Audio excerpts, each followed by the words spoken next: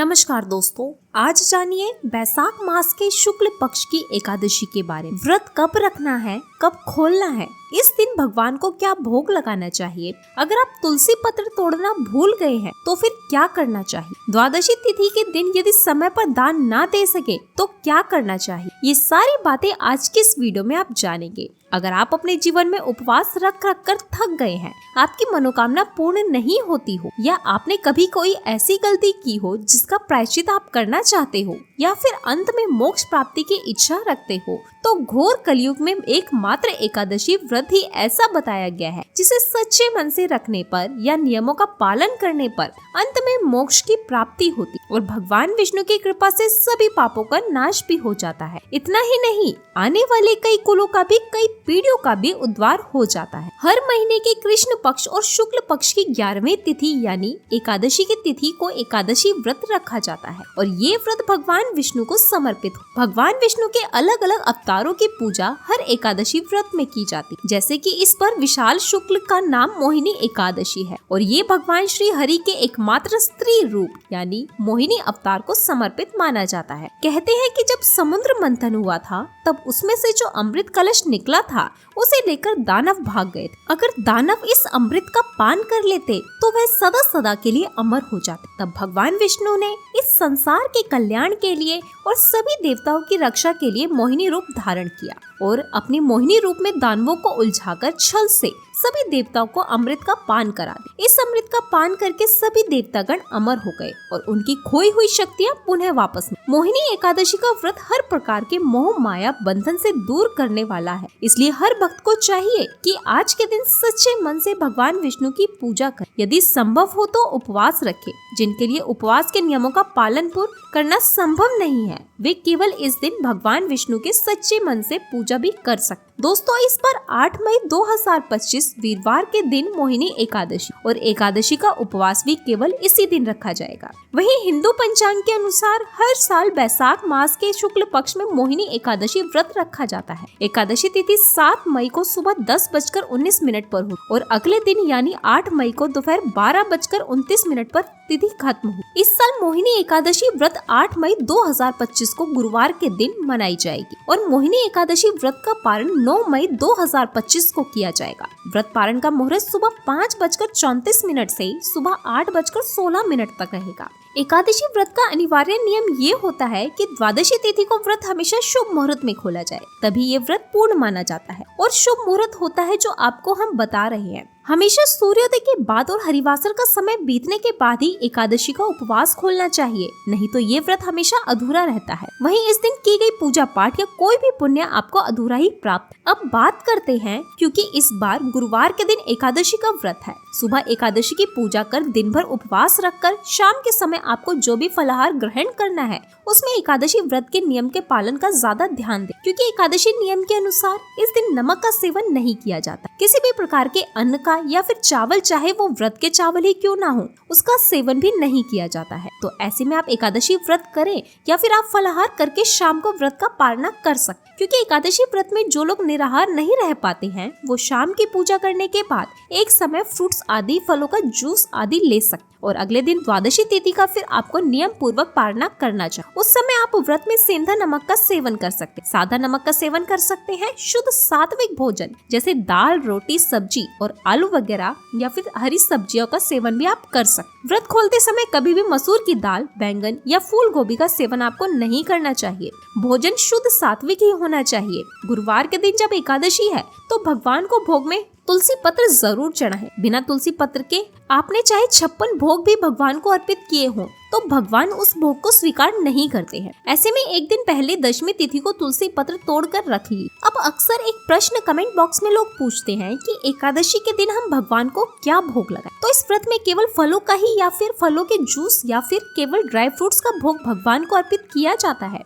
किसी भी प्रकार के अन्न का, चाहे चावल हो या दाल हो, उसका भोग भगवान को इस दिन अर्पित नहीं किया जाता है। अगर आप भगवान कृष्ण की पूजा कर रहे हैं तो साथ में तुलसी पत्र और मौसमी फलों का भोग भगवान को लगाएं। लड्डू गोपाल जी की भी आप सेवा कर रहे हैं तो आज के दिन आपको लड्डू गोपाल जी को चावल या चावल से बनी किसी भी वस्तु का भोग नहीं लगाना चाहिए। यदि संभव हो तो आज के दिन केवल फलों का भोग आपको लड्डू गोपाल जी को ही लगाना चाहिए। अगर आप उन्हें किसी और भाव से पूज रहे हैं, जैसे बहुत बार लड्डू गोपाल जी को लाकर लोग अपने बच्चों की तरह से उनका लालन पालन करते हैं, उन्हें बच्चों की तरह से उनकी सेवा करते हैं, तो ऐसे में आप केवल उन्हें शुद्ध सात्विक भोजन इस दिन दे सकते और लेकिन आपको चावल या चावल से बनी किसी भी वस्तु का भोग भगवान के किसी भी रूप को इस दिन नहीं अर्पित करना चाहिए। किसी कारण से अगर आप द्वादशी तिथि को समय पर दान ना दे पाए तो कब दान देना चाहिए? तो देखिए, व्रत का पालन करने से पहले किसी न किसी रूप में आपको दान जरूर देना होता है। अगर आप किसी योग्य व्यक्ति को दान देने का सामर्थ्य नहीं रखते हैं या आपके पास उस समय इतना ज्यादा टाइम नहीं है कि आप दान दे सके, तो आप दान की सामग्री को उठाकर रख ले,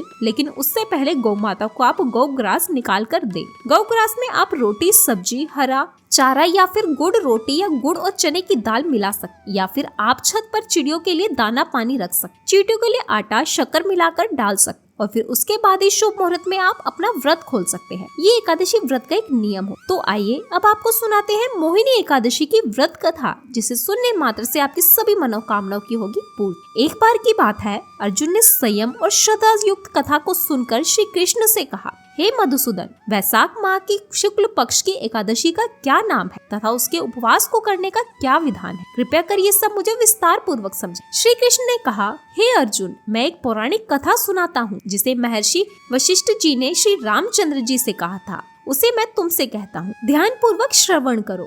एक बार की बात है, श्री राम जी ने महर्षि वशिष्ठ से कहा, हे गुरु श्रेष्ठ, मैंने जनक नंदिनी सीता जी के वियोग में बहुत कष्ट भोगे हैं। मेरे कष्टों का नाश किस प्रकार होगा? आप मुझे कोई ऐसा व्रत बताने की कृपा करें जिससे मेरे सभी पाप और कष्ट नष्ट हो जाएं। महर्षि वशिष्ठ ने कहा, हे श्री राम, आपने बहुत उत्तम प्रश्न किया है। आपकी बुद्धि अत्यंत कुशाग्र और पवित्र है। आपके नाम के स्मरण मात्र से ही मनुष्य पवित्र हो जाता है। आपने लोकहित में ये बड़ा ही उत्तम प्रश्न किया। मैं आपको एकादशी व्रत का महात्म्य सुनाता हूँ। वैशाख माह के शुक्ल पक्ष की एकादशी का नाम मोहिनी एकादशी है। इस एकादशी का उपवास करने से मनुष्य के सभी पाप तथा कलेश नष्ट हो जाते हैं। इस उपवास के प्रभाव से मनुष्य मोह के जाल से मुक्त हो जाता है। अतः हे राम, दुखी मनुष्य को इस एकादशी का उपवास अवश्य ही करना चाहिए। इस व्रत के करने से मनुष्य के सभी पाप नष्ट हो जाते हैं। अब आप इसकी कथा को श्रद्धा पूर्वक। प्राचीन समय में सरस्वती नदी के किनारे भद्रावती नाम की एक नगरी बसी हुई थी। उस नगरी में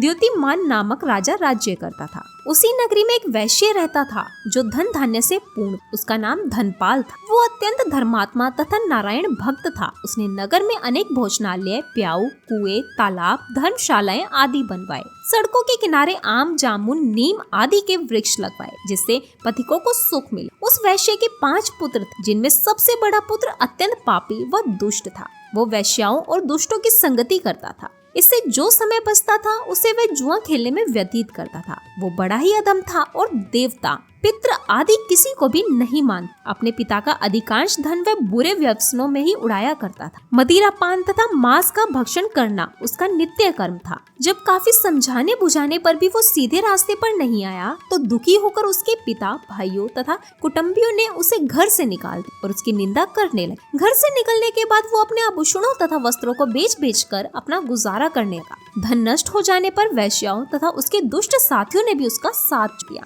अब वो भूख प्यास से व्यस्तित हो गया तो उसने चोरी करने का विचार और रात्रि में चोरी करके अपना पेट पालने लगा। लेकिन एक दिन वो पकड़ा गया, किंतु सिपाहियों ने वैश्य का पुत्र जानकर छोड़। जब वो दूसरी बार पुनः पकड़ा गया तब सिपाहियों ने भी उसका कोई लिहाज नहीं किया और राजा के सामने प्रस्तुत करके सारी बात बताई। तब राजा ने उसे कारागार में डलवा दी। कारागार में राजा के आदेश से उसे बहुत कष्ट दिए गए और अंत में उसे नगर छोड़ने के लिए कहा। दुखी होकर उसे नगर छोड़ना पड़ा। अब वो जंगल में पशु पक्षियों को मारकर पेट भरने लगा। फिर बहेलिया बन गया और धनुष बाण से जंगल के निरीह जीवों को मार मार कर खाने और बेचने लगा। एक बार वो भूख और प्यास से व्याकुल होकर भोजन की खोज में निकला और कौटिन्य मुनि के आश्रम में जा पहुंचा। इन दिनों वैशाख का महीना था। कौटिन्य मुनि गंगा स्नान कर उनके भीगे वस्त्रों के छींटे मात्र से इस पापी को कुछ सद्बुद्धि प्राप्त। वो अधम ऋषि के पास जाकर हाथ जोड़कर लगा, हे महात्मा, मैंने अपने जीवन में अनेक पाप, कृपया कर आप उन पापों से छूटने का कोई साधारण और बिना धन का उपाय बतलाइए। ऋषि ने कहा,